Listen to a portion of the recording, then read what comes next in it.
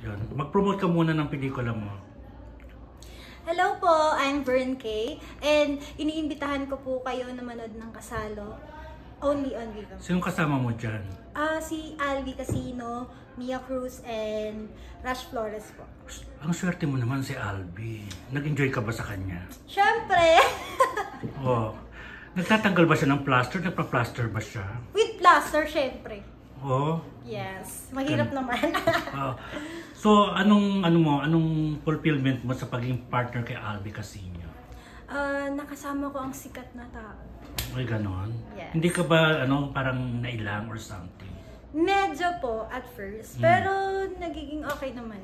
And then, while. Anong plano mo sa Holy Week? Holy Week, umuwi sa amin. Saan sa inyo? Sa bahay. Hindi, anong province sa nyo? Cagayan po. Saan? Sa Cagayan Valley. Ano yung Ilocano? Opo. Yan.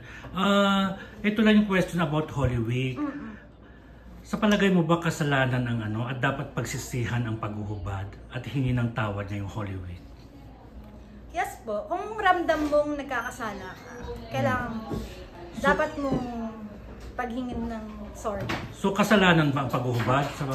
Nasa sa tao po yan. Kasi kung Sa'yo? sa akin, hindi kasi masaya ako dito eh. Okay.